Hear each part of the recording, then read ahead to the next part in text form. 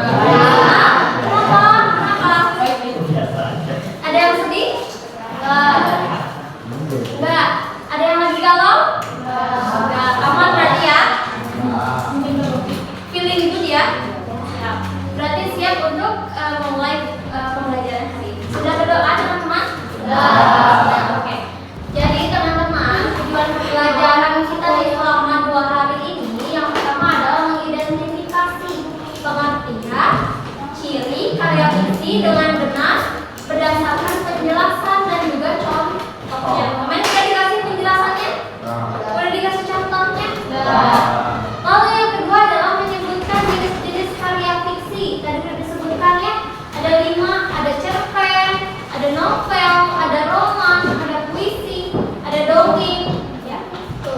Lalu yang ketiga adalah menjelaskan perbedaan antara unsur intrinsik dan ekstrinsik. Tadi sudah dijelaskan unsur intrinsik itu yang adanya dalam karyanya, kalau ekstrinsik itu yang adanya dalam keluarannya.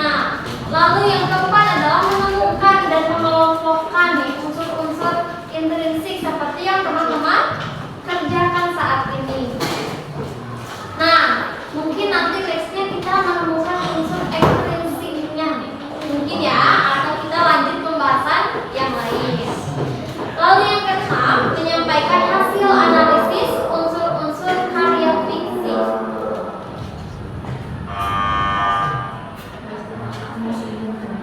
Karya fiksi baik lisan maupun tertulis gitu ya. Dan yang ketujuh, menunjukkan sikap kerjasama, tanggung jawab, komunikasi yang baik. Kemarin sayangnya pembelajaran kita belum selesai, tapi kita ulas lagi nih sedikit. Pembelajaran kemarin tentang apa aja? Karya fiksi. Kemarin udah tahu pengertian dari fiksi, lalu pengertian dari karya fiksi. Apa cina pengertian fiksi teh?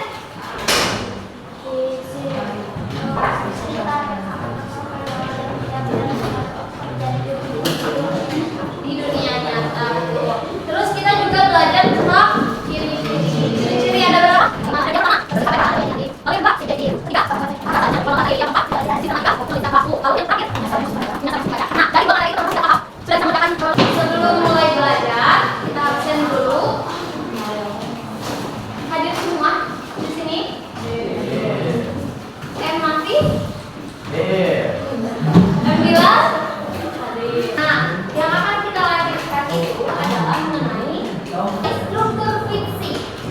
Nah, teman-teman, dalam karya fiksi itu mempunyai struktur. Boleh ditulis ya, boleh ditulis. Boleh sambil ditulis biar teman-teman juga ada catatan. Struktur yang pertama adalah orientasi. Orientasi itu biasanya menjelaskan tema, alur awal, dan juga tokoh cerita. Biasanya boleh ininya aja dulu, nanti kita dengarkan dulu ya untuk penjelasannya. Yang pertama adalah orientasi. Biasanya ketika teman-teman membaca sebuah karya fiksi, pasti teman-teman menemukan tema atau alur awal cerita. Betul? Betul. Dan juga tokoh ceritanya pastinya. Nih, contoh dari orientasi ini biasanya kalau cerpen itu pada suatu hari atau pada suatu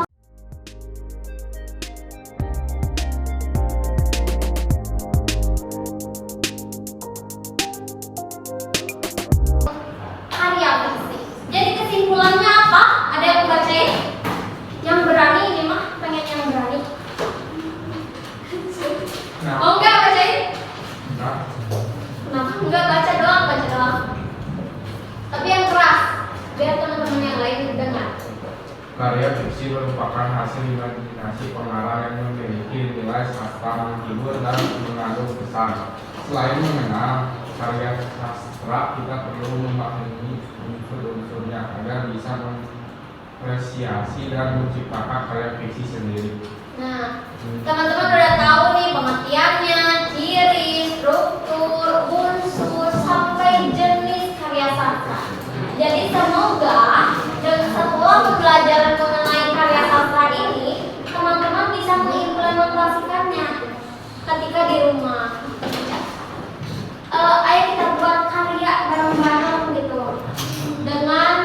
setelah mengetahui mengenai karya fiksi. Oke. Karena kita udah bahas 5 materi tentang karya fiksi, masih ingat teman kelompoknya? Atau mau kelompok yang baru? Dipilihnya gimana? Bebas? Tapi anggotanya tetap 5 ya? 5 atau 6 ya? Oke, kalau gitu silakan berkelompok masing-masing, bebas boleh. Oke, teman-teman, Ibu punya 2 cerpen. 2 cerpen yang berbeda. Yang pertama judulnya Payung di Hari Itu. Yang kedua judulnya Surat dari Masa Depan. Tapi hanya ada 3, yang Surat dari Masa Depan dan Payung di Hari Itu juga ada 3. Silakan teman-teman, perwakilannya boleh ambil.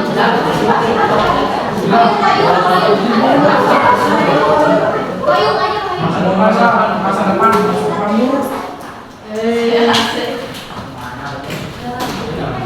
Oke, teman-teman perhatikan dulu ke depan ya.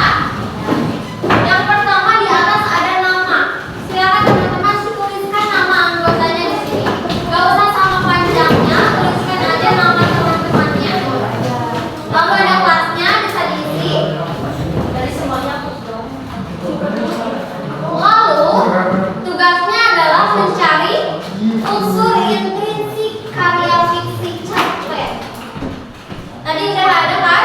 8. Tapi di sini hanya 6 yang harus teman-teman isi. Jadi silahkan baca dulu cerpennya. Nanti setelah baca teman-teman isi temanya apa ya kira-kira. Lalu latarnya apa ya kira-kira. Alurnya seperti apa ya. Lalu penokohannya ada apa saja. Sebutkan tokoh-tokohnya juga. Ada amanat dan yang terakhir ada sudut pandang. Siap mengerjakan? Siap. Ada yang mau dapat tipsnya? Selalu mengerjakan. Kalau dimulai dari sekarang ya.